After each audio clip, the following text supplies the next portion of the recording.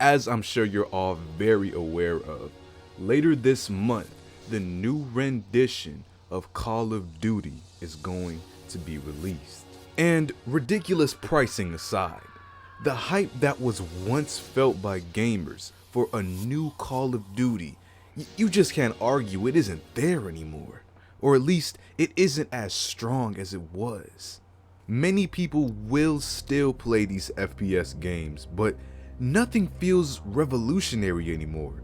It's just the same recycled formula on a different title.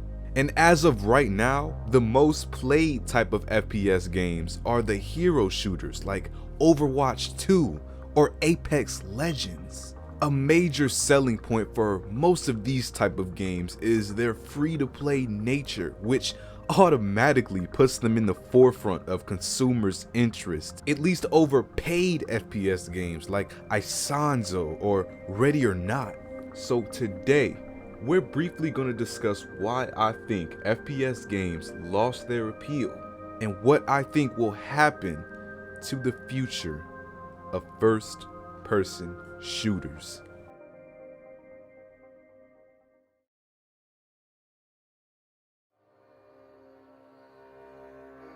November 10th, 2009.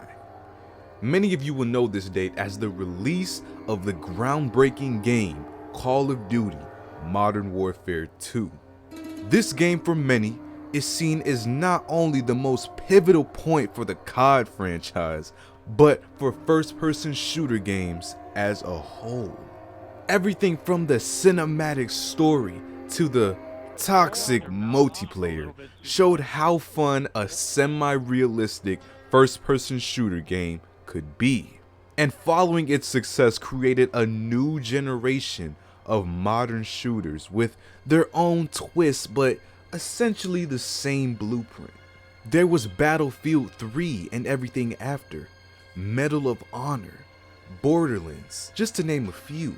FPS games have been around since the early 90s, but by the mid 2010s, there were so many that were made that you couldn't help but notice the similarities in the majority of the titles.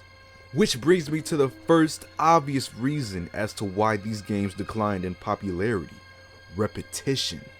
It was inevitable for this to happen. Publishers like EA or Activision are going to keep making the games that obviously bring them money, but there's only so much that can be built upon in FPS games other than graphics and maybe adding a few new features in each new game.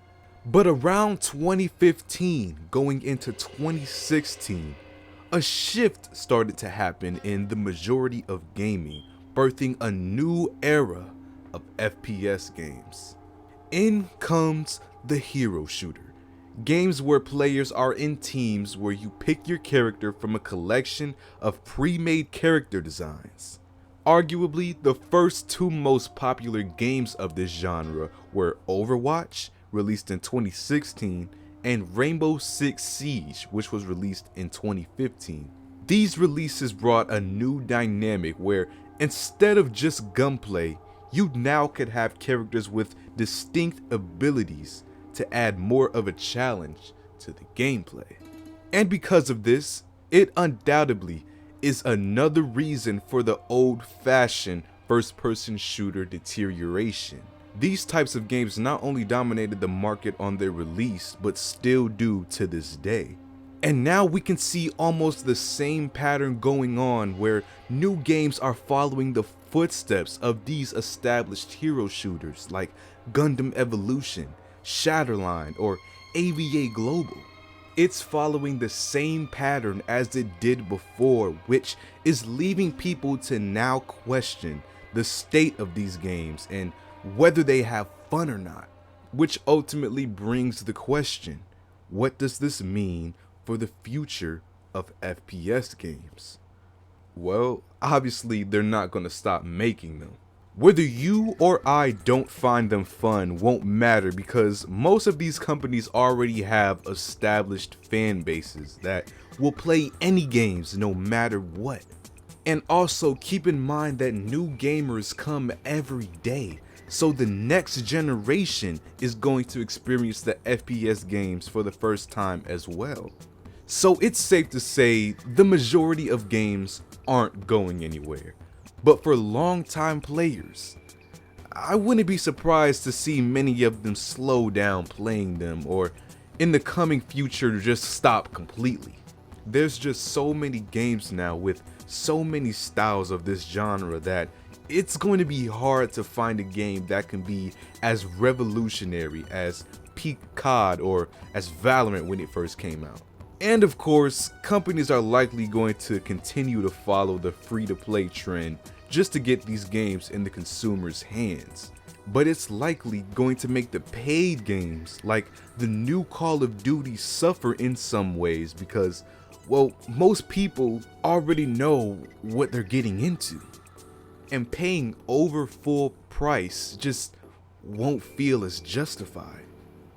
I think that all games are special in their own way. Like, I don't want to sound like I think there's no fun to be had in almost all games.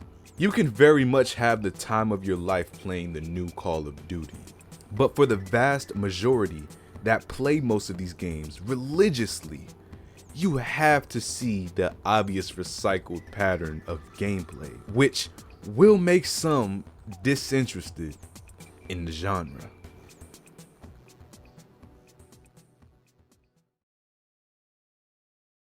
And that's what I think about FPS games right now, man. What do you guys think about this situation? Do you think they're gonna fall off even more? Do you think there's gonna be some sort of revolutionary event in the future? Leave a comment down below, and while you're at it, make sure you hit the like button, and if you haven't already, subscribe, bro.